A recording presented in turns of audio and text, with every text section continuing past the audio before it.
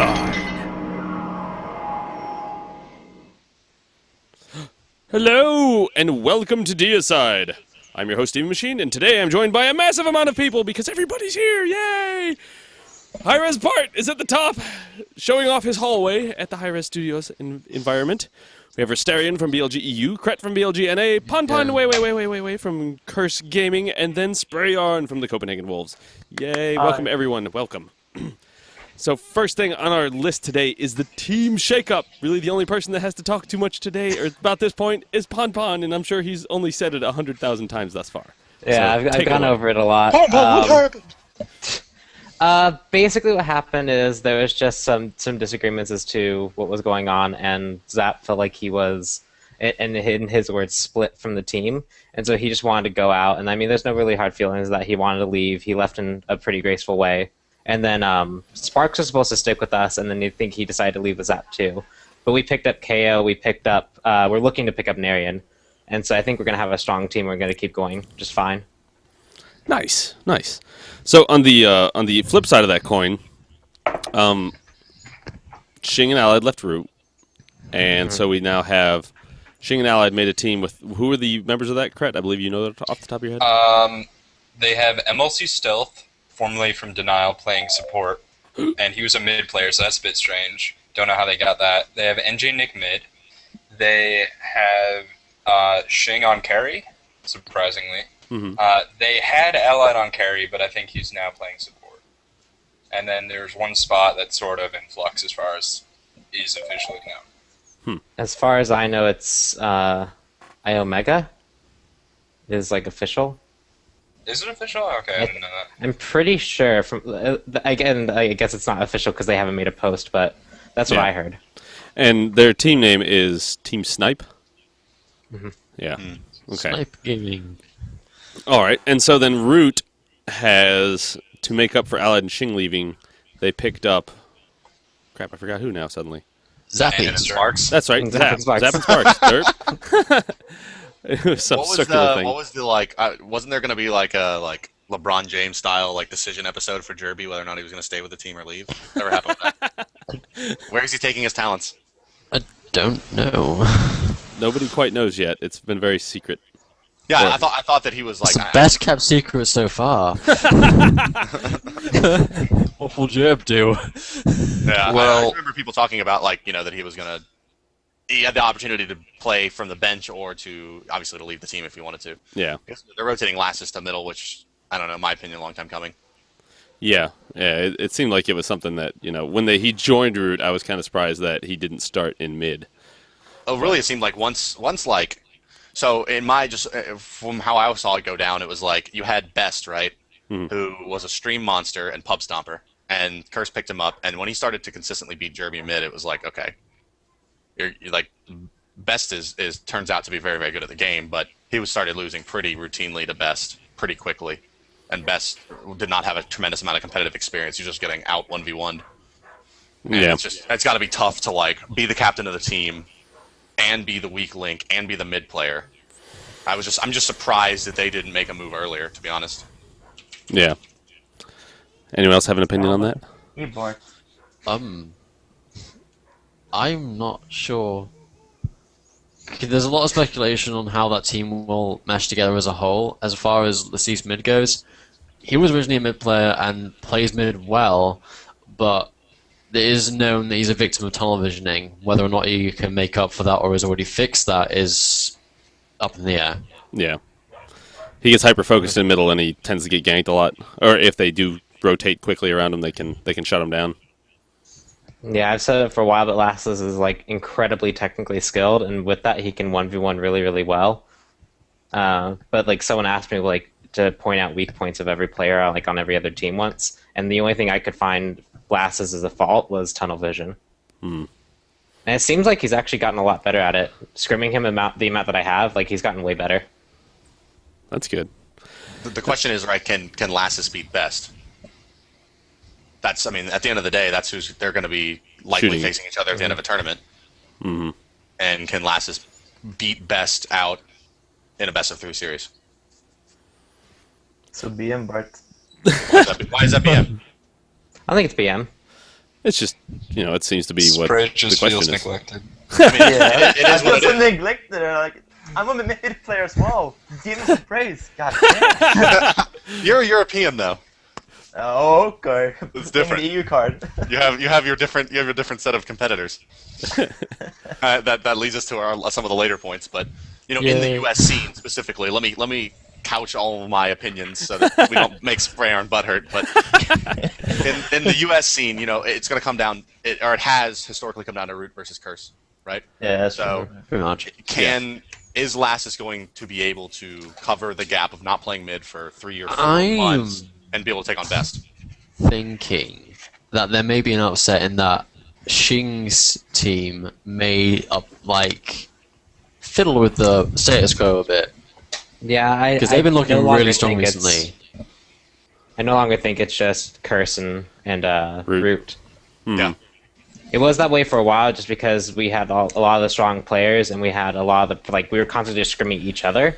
But now you have 2 other teams, mainly Copenhagen Wolves and Xing's new team, that are incredibly strong, and they're going to be I think things are going to come down to semifinals now, and you're going to have different finals every week.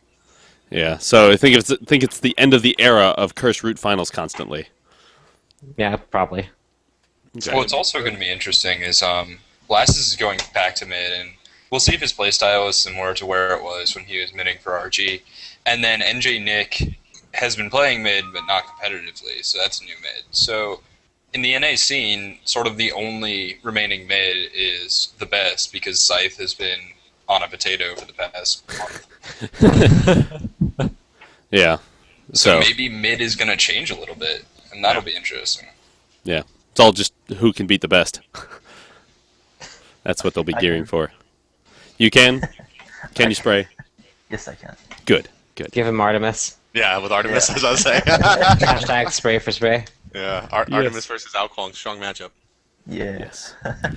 All right, well, I guess that covers our team shakeup, so I want to talk about this past weekend's tournaments. And I have a lovely video here with the major points of this past weekend, which is over in the top left, we have the Curse Weekly Tournament. It was a Root Gaming, Curse, and Team Fights with first, second, and third. Team Fights, that's not the Team Snipe, so who are Team Fights exactly? They're a new team. That's Relative. Denial. Okay, so Yeah, what it's were Denial. they? Mace of the Face mid, and then they had Jeff Hendla laning with Pain de Vion, and then they had Iomega and Nexus Angel. Okay, were they previously another team? Or That is was Denial. Yeah, There were 2 Denial teams that merged and then unmerged and then merged again, and now they're team fights. Okay. Well, good. There. Now we got that worked out. Over in the bottom left, we have the My Revenge Weekly, which was Snipe Gaming, the new allied Xing team, and then Root and Reason Gaming. Curse, you guys don't participate in the Sunday tournaments, do you? We generally we try to, but a lot of the times we were able to make the Saturday ones, but we always had something happening on Sunday. And that particular weekend, Zap and Sparks left, so we really Right, didn't you guys have were down anyone people. in time. Okay.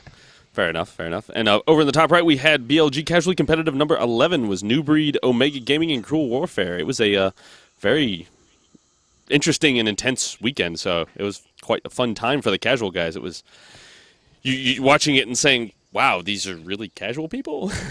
So it was quite nice. And down at the bottom right was the first European-only tournament. BLG.eu wins! Yay! And then Worth came in second. And I don't even know how to say that name. Alzium Gaming? Aslium? See, there you go. Aslium Gaming. Came in third. And it was the epic premiere of Zerpelperg as a broadcaster. It was. He did pretty well. Yeah. He did pretty well. For English as a second language, he did a pretty good job. Yeah. I was trying to get him to... I just wanted to try and get him to talk more. He did well when he got going, though. He did well when he got going. The finals was obnoxiously long and very intense. Yes. And you guys stole that away. Barely. Literally stole it. Literally stole it. You want to explain those finals there? Or that final game, I guess? Oh my god. Well, the toughest match we've ever played, I think. Credit to Worth, they had us it was just back and forth constantly, and eventually came down to Fire Giants. And Worth were taking it. I was Vulcan, and I kind of ran in, got rooted by Neath, ulted as Vulcan, and kind of went Rambo at the Fire Giant and took it and then died. Don't let the fire die was never more appropriate. Was it worse than that one game where was it BLG.na and No, was it BLG.na and Curse? I think it was Root. Was it Root? That game that went like 75 minutes and had just like 25 minutes of 1 and 2 people just stringing into the fire giant at a time. God, I will never advise that. I will never forget that. That was the only game I've ever seen where, before game number 2, the teams came in the chat were like, "That was really bad. We apologize." Sorry, we'll put on a better show for you this time. Wow. The one tactic that sticks out in my mind that they were doing, or that they pulled, that actually won them, I think it was either game 2 or game 3. I want to say it was game 3, was they took the fire giant, and it was after they had decided the other team, and then they started coming back up almost in time to steal the fire giant. They started coming in, but they had already taken, BLG.eu had already taken the fire giant, and so they decided that they were going to stay in the fire giant room and keep shooting. And they baited 1 or 2 of them in, and they just blew them up really fast, and then took it and ran everybody else down. That was Trick's Tank's idea. It's like, no, wait inside. I was like, I was almost in view. I was like, shit, get back. And then like Hades set a ward, so we sort of all in there, and then went in anyway. Then died. Well, I guess he set the ward, saw you all you guys grouped up together, and said, "Ooh, I can ult them all at once," and then paid for his transgressions very quickly. Yes. So That was fun. it was a very fun weekend. There were, of course, some other tournaments that went on. Oh, crap. Can't show that one. Where did my window go? I lost my window. There we are. Fantastic. Yeah, I mean, it's pretty much most of the main things. There was the arena tournament. I think Team Rage won that this weekend. And what other random tournaments went on? We, of course, had the Joust Me Bro. Went on and went swimmingly.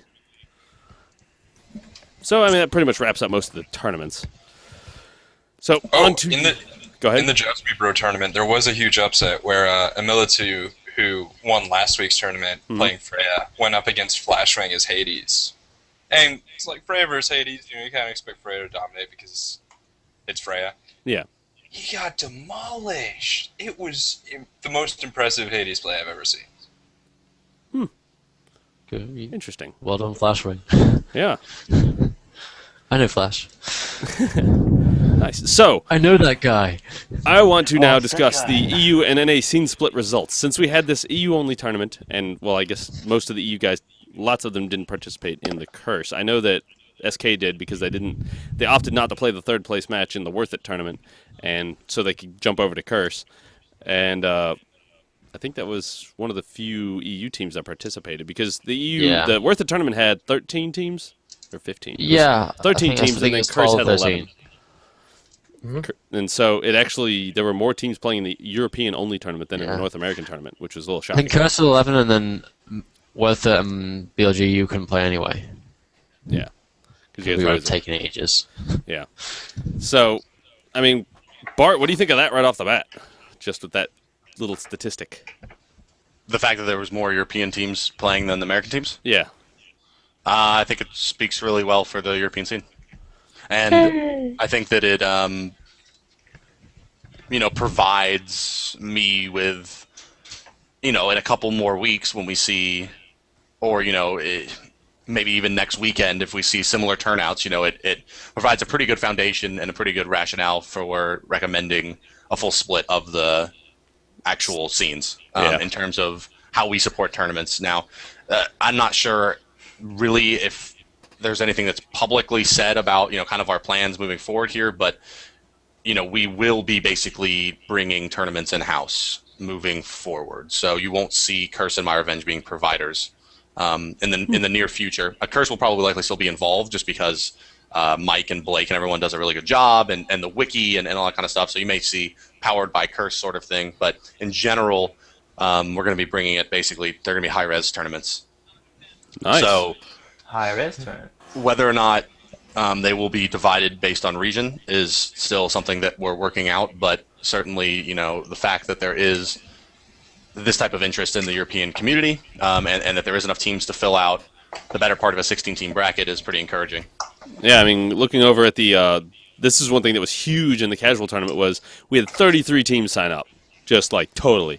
So that's Sunday morning. It was like half hour, 45 minutes before we started. We're like, we should somebody suggested, I think it was Taw, or the Fet, rather, was like, we should just split them up at EU and NA. And so I sorted them out. We had 15 teams on the EU side, or sorry, 17 teams on the EU side and 15 on the NA. And I was like, great! It's almost perfectly split. Let's go!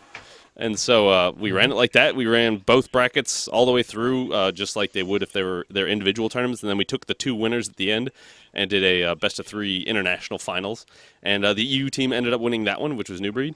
But it ran really well, ran really smooth. Everybody was very happy with the fact that they didn't have to play cross-region and have to deal with that whole mess in general. So there was plenty of casual or, I guess, not top-tier teams that are prepared to play, and I would say that, the population is enormous.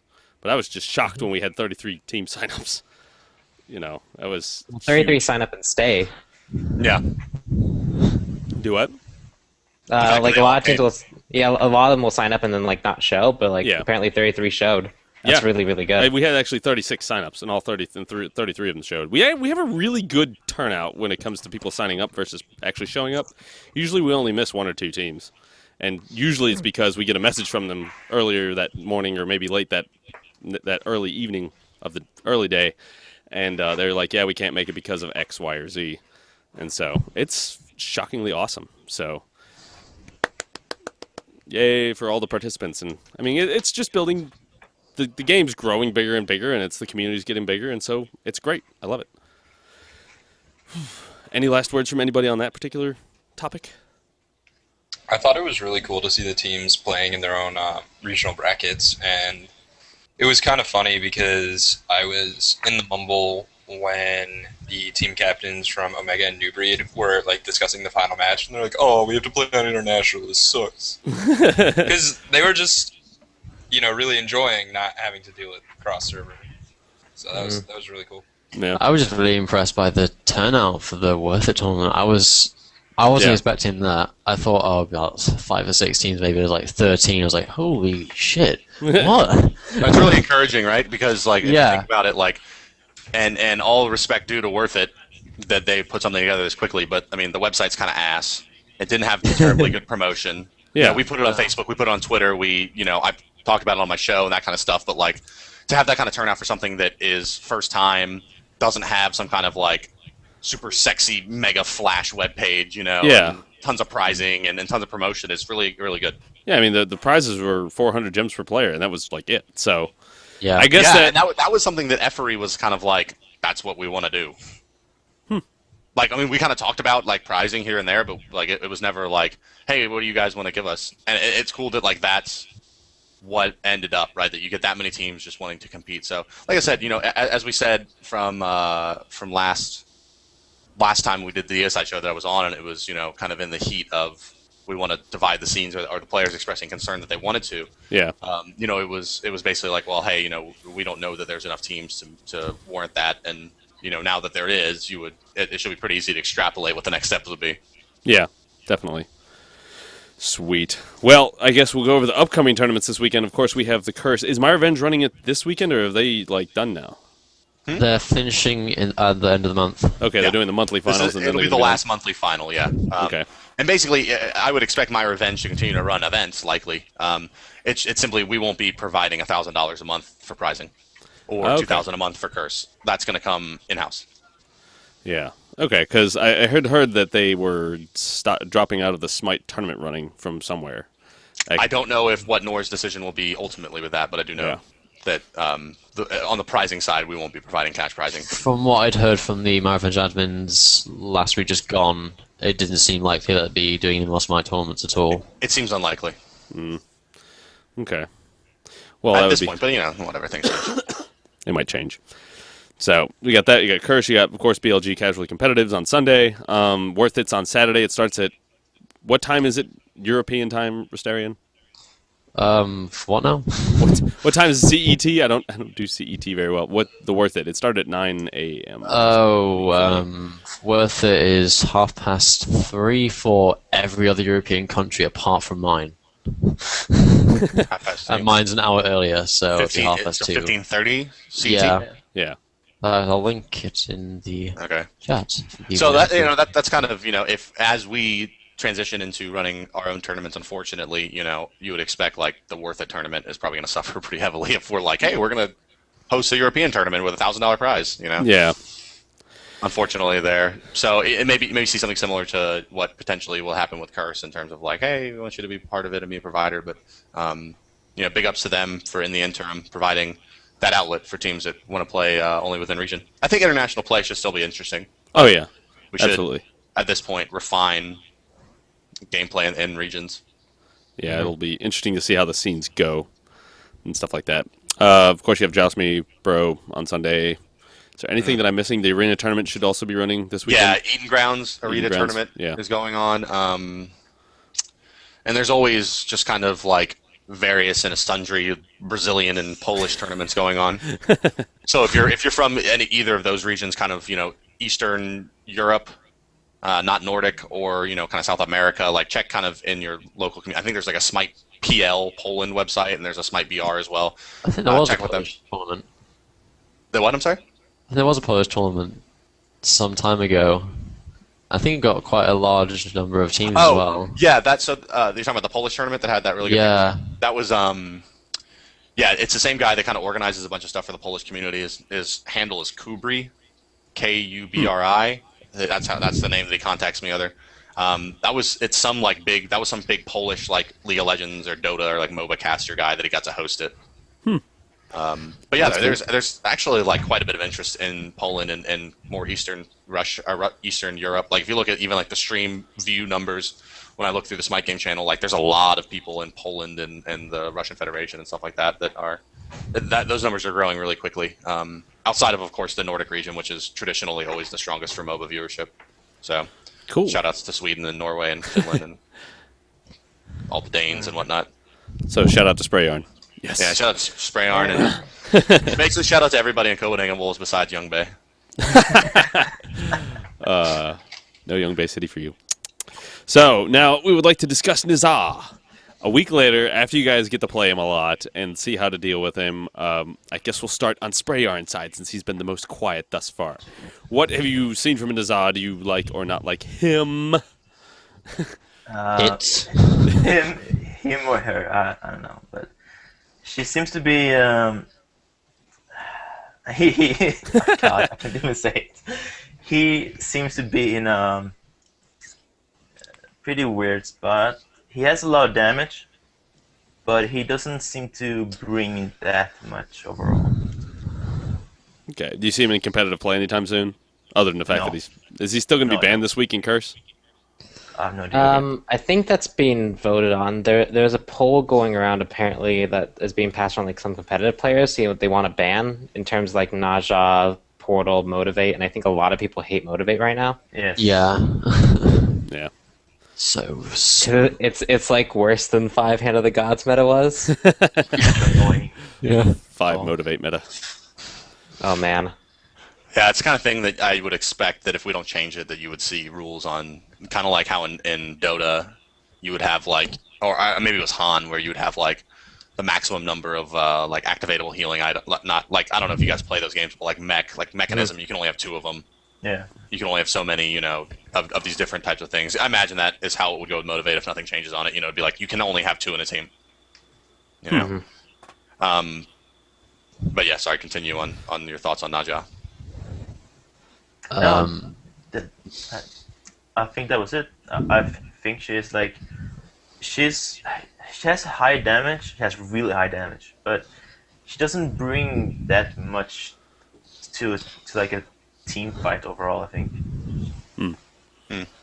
PonPon, what do you think? Oh, go ahead. No, don't know. Yeah. Oh, good. No, Yeah. no. Right. My opinion on NeZha is he is almost as bad as Release Guan Yu, and I got this quote from Caps Lock. It's almost as bad as Release Guan Yu if Release Guan Yu had a bad early game. The only thing keeping NeZha from like being this snowball crazy, I start critting you for 1,000 damage really, really early on, is the early game. And if you can even get like 1 or 2 kills, you can start soloing objectives. You have this crazy fast jungle clear, and I think she's just he is a little bit too strong, especially being able to dash into a fight from a decent amount of range, pick someone off out of the fight for 2 seconds, and then back out safely. Krett, So I think NeZha's a little bit too strong. Krett, what do you think? I think NeZha's damage might be like a little bit too high, especially later game. And I think that's sort of out of the passive. Early it seems kind of balanced because it sort of like slows your auto attacks down a little bit and does more damage with them, but I don't know the numbers on it. That's what I really like NeZha. It's 11152. It is. Yeah. So like no, you do. It seems to like slow down the auto attacks too. That's right. No, you do like full speed, half speed, or full, like it's 1.52 for the damage scaling and the speed reduction. So it takes 1.5 times auto attack or twice as long to auto attack for 1.5 times or twice the damage.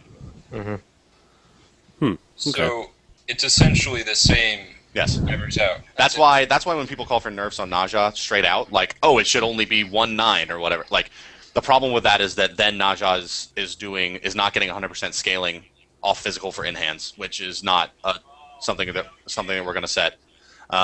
So if you see a change to that, which is, to be honest with you, unlikely at this point, you would be something more like it scales like 1.1, 1.35, 1.8 or something, where the reduction is a little bit less.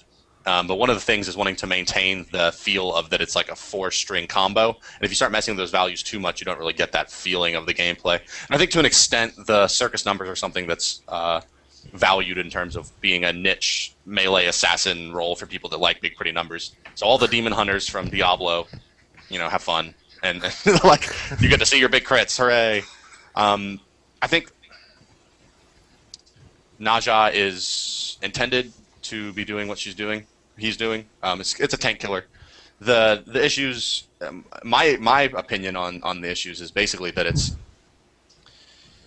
when you look at the ring toss specifically, rank 2 gives you 7 hits, and when there's 6 minions in a wave, that means you get guaranteed harass.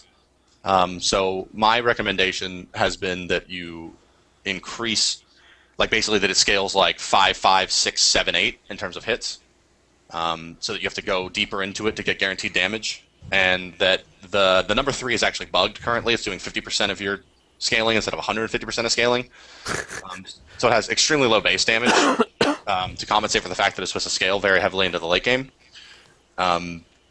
So you'll likely see that fixed, potentially the universe ring toss changed, and maybe a damage reduction in terms of how high you can get with the auto attacks. And then maybe looking forward, you would see something like the steroid revisited in terms of how much attack speed it's granting you or the crit chance. But in general, I would expect the next patch for NeZha will likely be a buff.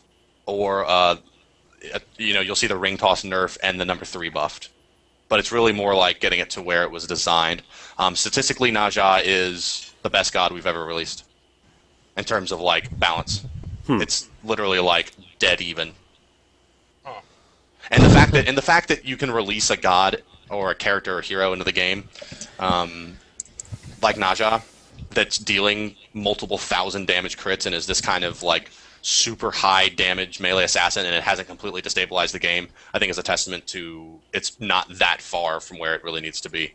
But yes, late game, it's dealing insane amounts of damage, and at some point, like, the combo's all cute and nice, but when you have attack speed cap, you can't really tell. There's no discernible difference between the 3rd and the 4th hit in terms of timing. So yeah, maybe we'll balance that a little bit around that. But in general, you'll probably likely see it, if it is adjusted, it will be the number 3 will be dealing quite a bit of damage at maybe the expense of some of the damage off the ring toss. But I would say it would be a net buff likely. My issue in NeZha is that it's kind of the same with Freya, is that they seem designed to put as much damage as possible and then die. Yeah. Basically, which I find is, I mean, obviously it's clear in NeZha's passive that that's what it's meant to do because he gives heal and he dies. But I'm thinking that's just kind of bad god design, if I was to be perfectly frank. And what I'm thinking is, the goal shouldn't be to go kamikaze and do everything you can and then die. Surely it's more productive and more kind of logical to be aiming to get a kill or two but live You should just be happy it's not techies.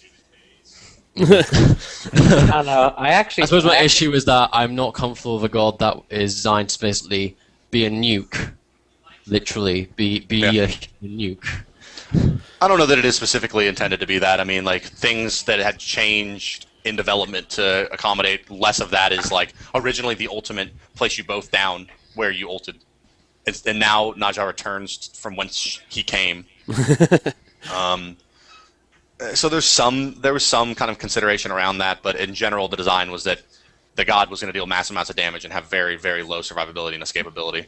But I think that there is some niche kind of roles that it can play, especially with, like, I can see potentially running Hell NeZhas on the same team to give it so you don't always have to have beads to initiate and you still have an opportunity to get out.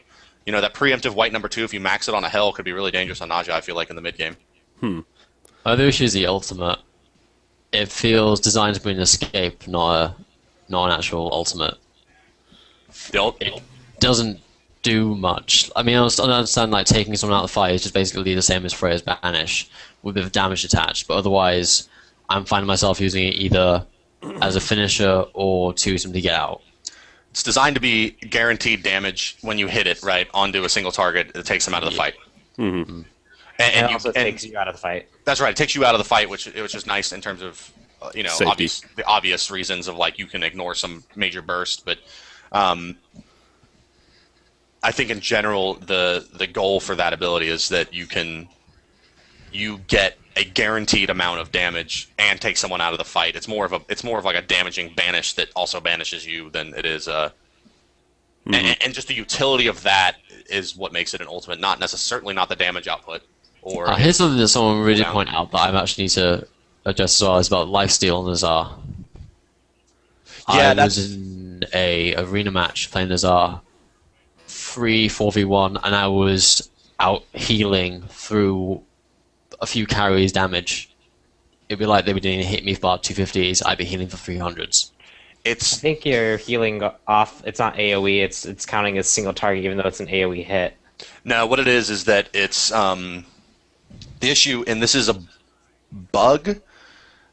I'm not entirely sure what the status is on fixing it, or whether it's in really any of that kind of stuff. But, like, what's going on right now is that NeZha's 4th hit is dealing AoE damage. Those AoE, all targets that are affected are taking. If you notice, the damage numbers are white, not orange. Orange numbers are indicative of an ability. White numbers are indicative of an in-hand attack or an auto attack. So basically everything is proccing when you hit it with an AoE. I think the design intention is that only one target would actually proc, and the rest of them would take orange damage. They would take ability damage, basically. Not like to be confused with magic damage. But yeah, so you see things like Golden Bow. Like, you hit 8 targets with a Golden Bow, you will proc Golden Bow 8 times. And really, this doesn't present itself that strongly. Even with a lifesteal, to an extent it can. Like, if you're being really, like, astute about, like, hitting something 3 times and then making sure you hit 4 or 5 targets with your 4th hit to get maximum amount of lifesteal, you can. But really it shows up, in my opinion, with Death's Toll, because when your 4th hit's basically healing you and giving you like 30 mana and health every time you use it. That's one thing to notice in lane. Like, I'd be able to regenerate 15 from one auto attack. Yeah, so it's that is I think that's a bug, and so that's kind of like a nerf, I guess, if we fix it. Similar to how, you know, the number 3 would be a buff if we fixed it. So yeah, that's kind of like is just, I think, not working as intended. Okay. So then I guess running on the same lines of things that are new, what about Blink and Motivate? Who's got some opinions on those? Sprayarn, do you want to start with that? Blink, I'm okay with. Motivate can get the hell out of the game. Go ahead, Spray. Just go home. Yeah, being a scumbag. Okay. Anyway, okay, Blink, first of all, I think it's a cool ability. I don't think it should be in game though. Not at the current stage. I feel like it's gonna mess up a lot of gods. It's gonna mess up the overall how the game is gonna be played now in a couple of weeks. And same thing goes with the other Motivate. Yeah, I think it's it's a cool ability. You know, you're able to buff your creeps and all that stuff, but it's just annoying. Like, I don't feel like it's OP. I just feel like it's super annoying. It's unfun. Yeah, like it's just unfun. It's really boring to face. Against 3 fire minions, basically. Yeah, like, oh crap. Yeah. So I yeah, mean- I'm at level 2 when I get 3 fire minions. It could only be good. Yeah. PonPon, with- what do you think? With 5 Hand of the Gods back when that was a thing, that at least had you could like invade while their hand was down. You could take a buff, and there was some stuff you could do around it, and it wasn't necessarily super annoying to fight. It's just like, oh, they got their buff, so we can't contest it. Motivate's just annoying. Yeah, I agree. Krett? I hate Motivate. At first, I liked it because I went in side lane. I played Raw, and I had a jungler in my lane, so I was essentially alone. And they jumped on me, and I pressed Motivate and dropped my heal and I ran in circles, and I got a double kill. And I was like, yes, this ability rules. And then other people started doing it. I was like, this ability doesn't rule. I don't like Motivate, and I don't like Motivate-based push comps. I think push meta could be interesting, but I don't think Motivate's the way to do it, because I think it just kind of ends up annoying and lame. Blink, I'm in love with, and I buy it on every god, regardless of whether or not it makes any sense whatsoever. On her, Blink, sure, whatever. I'll make it useful at least twice. Cool. So, Bart, what do you think of this feedback from these particular abilities now? And what are you guys' thoughts? Motivate to me is like it's a means to an end right now, right? Like, I think that it basically is designed to be. Originally, I think it was like, what if we made defensive girdle?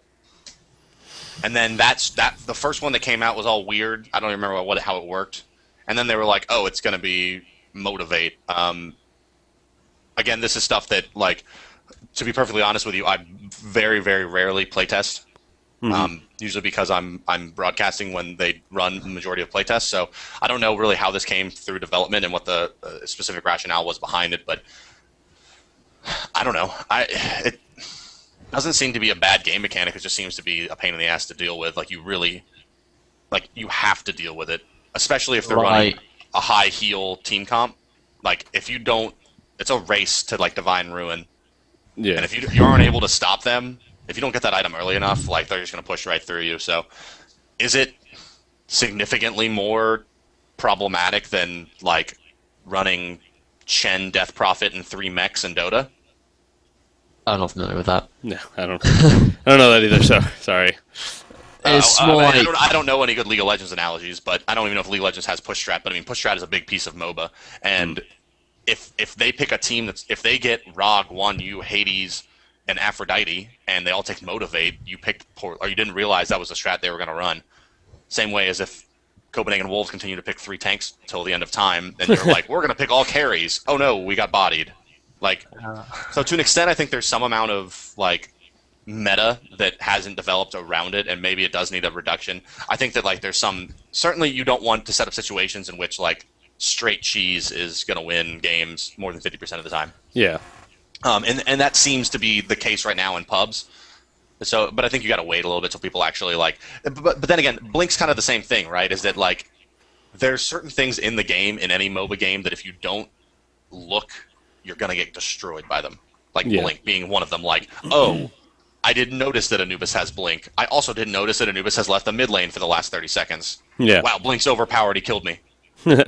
Like, that's like the general, like, theory string, logic string for, like, a lot of, you know, mid and low level players is like, there's no way to counter this when you can freely see everyone's items all the time, and you need to ward. That's how you stop, you know, Blink ganks, is you have to ward. I mean, that's you know, since forever that's been the case.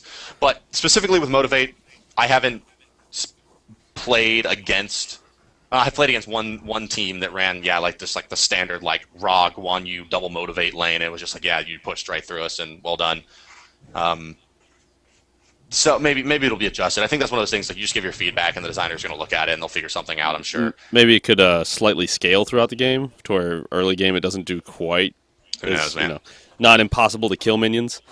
And the thing about that is that's really high concept. Yeah. And it's definitely not going to be implemented. Just not to be a dick about it, but like you can't do something like that where it's like, okay, the ability tooltip says it gives you 30% more protections and then has a timer and it ticks up slowly, and like it's just trying to convey that to a player seems really difficult. But yeah, you may see it change somewhat. Like I don't even know what you could do. You could do something like it doesn't actually give them more protection versus towers. It's only versus player damage or something like that, right? I mean, you can do some kind of silliness like that. I'd say one of the biggest issues with Motivate isn't the push power from it, it's the fact that it turns Roman range into absolute beasts. Because instead of doing 20 damage a hit, they're doing 40 damage a hit, and now you absolutely cannot contest them when they're in their creeps. And that's what's the most annoying thing about Motivate for me, because when you're up against like a push strat like Rock One, and you've got a kill lane like Bacchus Thor, you should be able to counter them by just going and murdering them. But with Motivate, they've got 6 fire minions and you die. Yeah, and for 400 that's damage. a little bit lame. But I think there are ways to deal with the motivated minions. Like with the minion pushback, you can just have Guan Yu do his drum roll, and then the minions aren't going to be doing anything because they're busy, walking backwards. Yeah.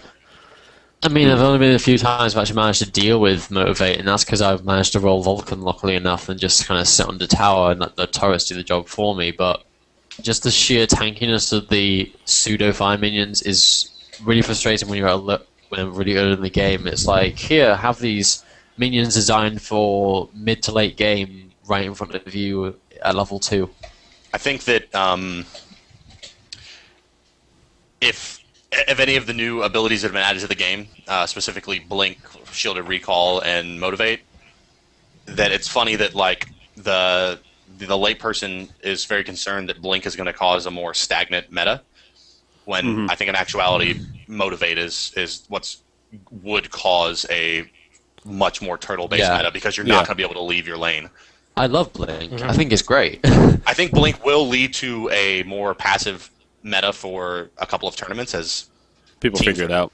Figure out where they need to ward, how they need to ward, maybe change communication, whatever it is, right? And then you'll start seeing the rotation with Blink, and more, mid lane's going to be very susceptible to Blink ganks, obviously, as it makes a lot of sense to have it on your side lane, CC ganks. No. Yeah, sorry, Spray. I don't know if Artemis is going to be that viable anymore. And it was just speaking about Artemis mid again. Nope. Yeah.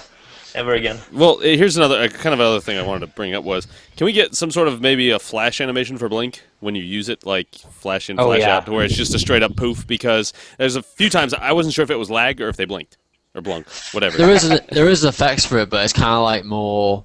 It's like a puff of smoke. The crappy puff of smoke. Yeah, I think that honestly the effect is kind of like I personally don't think there's very much value, if any value at all, in having like a camera flash go off. It's an audio cue is really what's important. Like you need to know that someone's blinked, and you're not going to see it 99% of the time because they just appeared out of nowhere, and it's like, oh, I see a mirror. Also, there's this nice little flash to let me know that he's blinked. Yay! Like it's more important to hear like the bong or whatever, Yeah. That's like, oh, okay, someone has like similar to like a Loki using an aim strike, right? It's like that's what you're listening for, and if you hear that, you're like, all right, he's around here somewhere. So you kind of obviously behind me. Yeah. Okay. Other than that, the suggestions we've been getting for the Motivate was having it either not do player damage, like not buff its player damage, but just buff the minion's health to where they're the health of a fire minion, but they just don't destroy you in lane. You have to remember, though, this is something that the Aegis exists in Smite. Yeah. And that is singularly perhaps the best ability ever in MOBA. Complete negation of shielded damage recall for is 1.5 seconds. debatable. Yeah, but that's because you come from a League of Legends background, right? In Dota, you've never been able to stop someone recalling through just damage. It requires CC. Right? So, I mean, I think that's just more of a perception thing, where it's just like, how are you ever supposed to stop someone? How are you supposed to have your CC up if they're going to recall on you? Whatever. It's also it was on a 90-second cooldown, and it made you completely invulnerable. It was flat out broken in the first implementation. It's going to come back. It's going to require CC to stop it. It's going to have a longer channel time, and blah blah blah blah blah. And it'll also have a longer cooldown. But like, why would you ever take Motivate if it makes your minions, 3 of your minions stronger, when you could have Sprint and Aegis? or beads and Aegis. So you have to make them competitive against those. Yeah. Or hand, or girdle. That would depend on what god you're playing. I'm happily beginning to sort of experiment with the risk of taking certain abilities. I'm just messing around with different combinations and wondering what can I run, and weighing up a early gold lead over the safety of Aegis is. I'm kind of fine with the gold lead with Motivate. That's good, and it should be a trade-off, but I don't know. It just seems like either you take a bunch of them for a cheese strat, or it's highly situational. Maybe one on the team, right? Because it's like, are you going to give up a girdle and not be able? Like, your right lane's going to have to take a girdle or a hand to take both camps at level 1.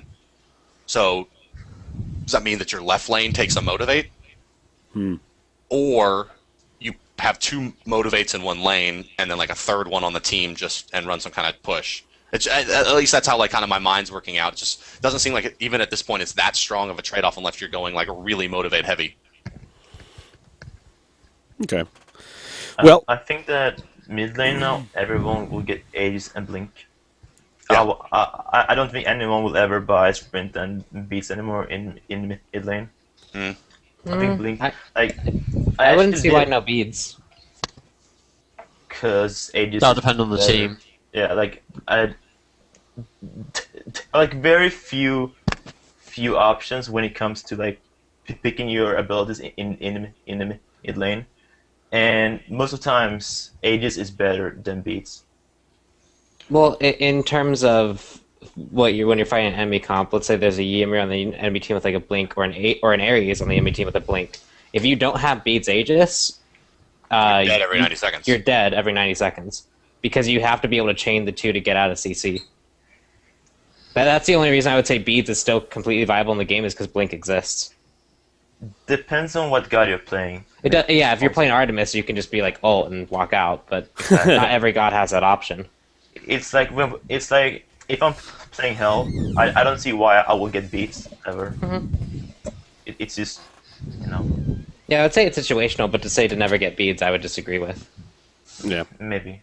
Well, another part about the strategy is, with things like Blink Ares now, you can kind of enact attacks on your enemy team.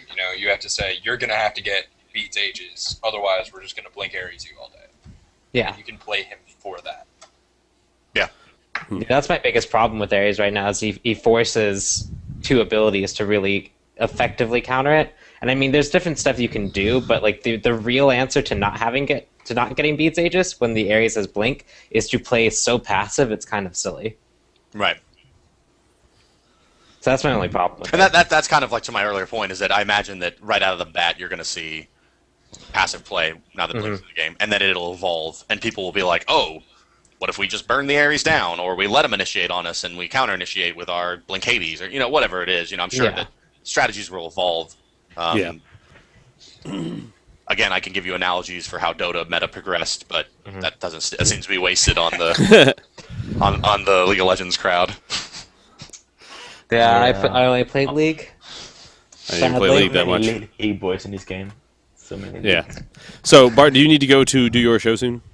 Yes, I do need to go. I'm actually not doing my show today. It's my mom's birthday. I'm going to cook her dinner. So. Oh, okay. No broadcast. I put that out on Twitter as well, but thank you for having me on here. I do need to skip out. Guys, thank you for your opinions, and make sure, you always are welcome to email me if you have anything else you want to say about it. Okay. Or Twitter or anything like that. You should know how to get in contact with me. Thank you to all the viewers. Thank you to DeamonMachine for hosting it. And boys, good luck with all the tournaments this weekend and all the shakeups. And much love to you. All right. Thank you very much. Take it easy. Later, man. Later. Yep.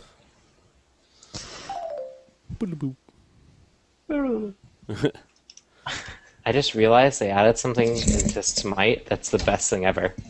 What? You know the launcher, how it's always buggy and like displays poorly and windows go over it? Apparently No. in the options now, if you don't know what this problem is, fine. But like Yay. it's awful if you know what this problem is. Yes, I do. Apparently somewhere there's now an option to fix it. Wait, what? Yeah, if you go to the launcher, there's enable fix for launcher visibility drawing bug. Yes! They just updated it. Yay! Because I hate having to find my launcher after I click it. Apparently, according to Game Hunter, they now have an alert to tell you when the game started as well. No So if way. you're all tabbed out, I'll say your game has started. I thought that's been in there for a while. I've It never has- seen it though. Hmm. I Well, only found out today because a Really? game hunter mentioned Really? it.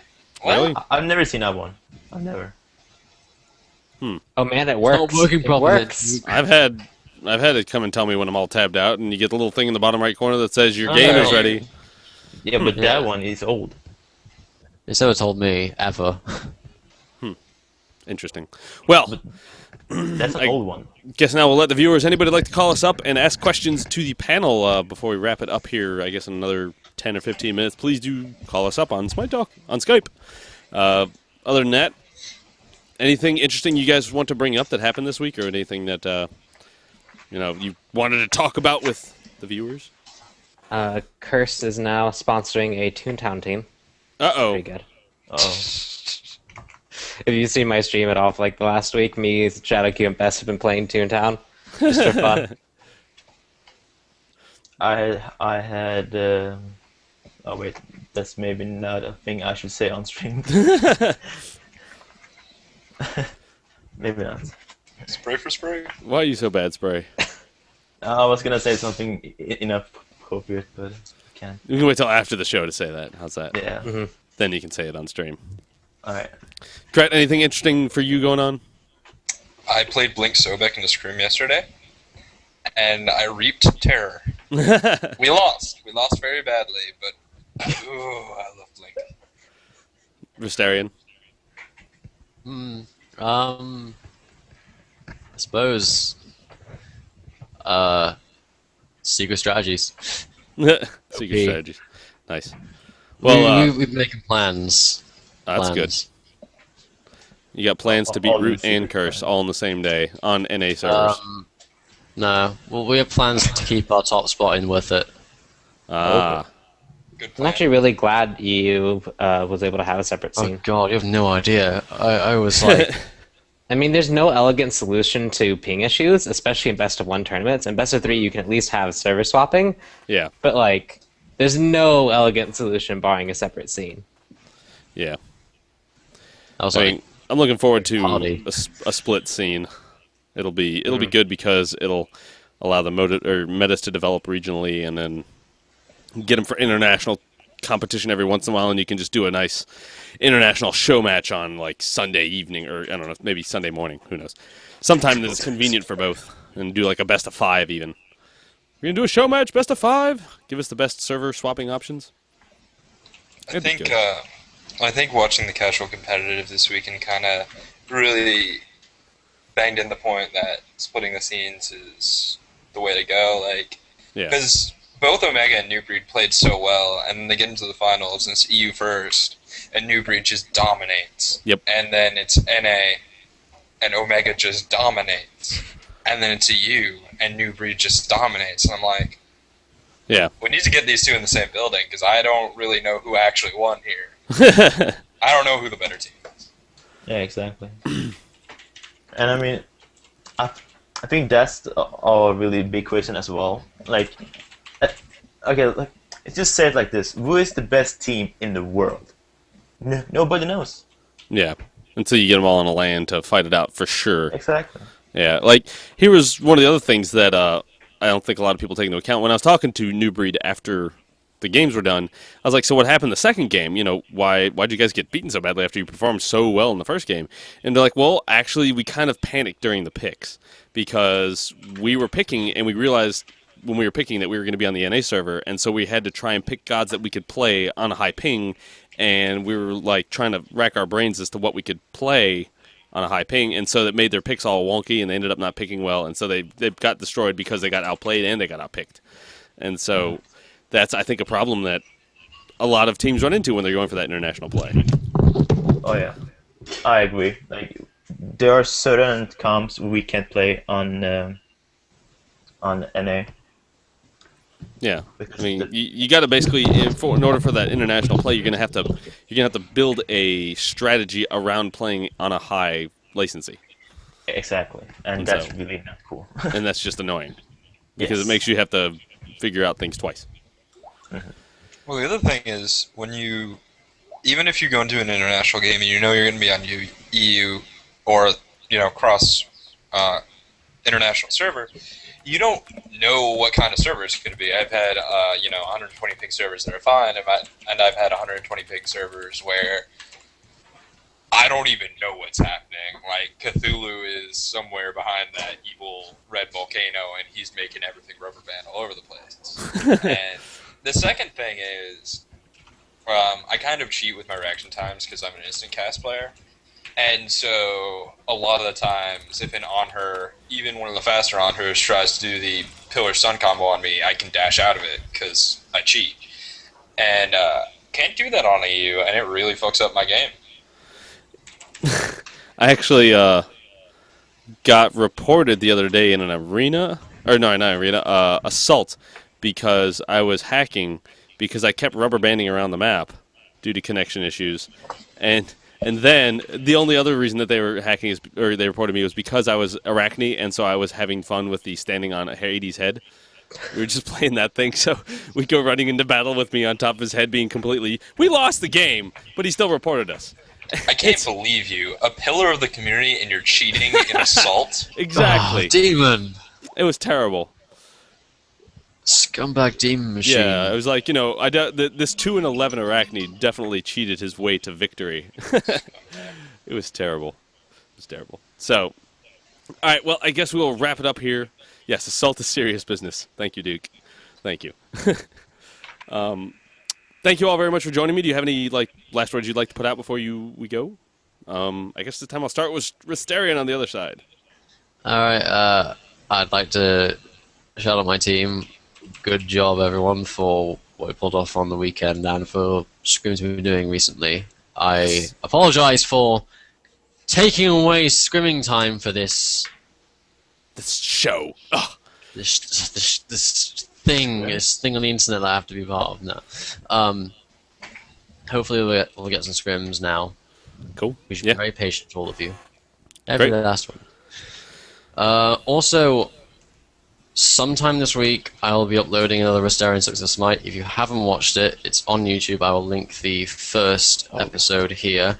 Essentially, it'll just be a random game of me failing miserably at Smite. Because I can't stream, it's best I could come up with. If you enjoy it, I'll try to make more, and hope you do like it. If you hate it, you can hate on me. I can take Good man. Resterian, the hero nobody wants, but everybody needs. Exactly. Krett, what do you got? Pet peeve I'm just going to voice. I love Assault, and I hate when I get into an Assault and the other team gets the Omega perfect team comp, and we get Arachne and Arachne and Arachne and Arachne and Arachne, which shouldn't even be possible. So naturally we lose, and then they get all smug, and I'm like, go away, come on, it's Assault, go away. So shout out to Vastricol because he's the most beautiful person in the world. Shout out to Compass because he's the worst player in the world. And Resterian, you're bad at Smite. And Yeah. I stream on this channel from 1 to 4 p.m. Eastern every day but today. Yep. Every day but Wednesday. So you guys should come check me out. Yeah, it's a lot of fun. We're also doing the evenings with BLG, community building stuff. So We I'll need to talk about Friday. Mention that. yeah, I will. All right, PonPon, what do you got? I sneeze. Perfect timing. You have I was a like, sneeze please for it. just stall for 10 more seconds. I gotta sneeze. I'm gonna shout out to Q and Best. I know it was rough this week, but thanks for sticking around. Shout out to KO, who immediately messaged me. He's like, hey, I want to join Ranged AD. And then Narian, who's actually been putting a lot of work in, and in just one day has improved his support game incredibly. So big shout out to all of them. And if you want to find out anything about me, you can go to twitch.tv/PonPonWeiWeiWei. I also stream on the Smite Games channel early in the morning. And I also have a Twitter, which is @PonPonSmite. And all these beautiful people here are awesome. Hashtag spray for spray. Hashtag spray for spray, guys. That's it. That's I think it. I'm good. Cool. Sprayarn. Shout out to my team. Shout out to Copenhagen Wolves. They're awesome. Shout out to all the EU teams and any teams also for giving us good matches. All that stuff. Also, I now stream, and I want more people to check me out because everyone else is taking all my fans. So Yeah, link it. I'll tweet it out. All those people taking all my fans that I don't have yet. yeah. Exactly. So It's what I say every day. So yeah, if like you're watching me, I mean, watching the player's point of view, you can go into twitch.tv/Sprayarn, and I'll be updating every time I will be streaming. I will be updating it on my Twitter, which is Sprayarn. Yay. Cool. And that's about it. Awesome. So we get to see your beautiful mug on stream every day. Absolutely. Clap for that. Clap for that. All right. Well, I'll let y'all go. Please do join us on basically every day at 6. Mostly our mainstay right now is Fridays. We do Friday night pickup games where we come in and grab random people, make teams and scrim, have fun, have an enjoyable time. Call it Friday Night Fights. Join in, have fun. It'd be great. Thank you all for joining us so very much for this episode of Deicide. We'll be back next week. And that's that. Have a good day. Have a good day, Demon. See ya. Deicide. Way.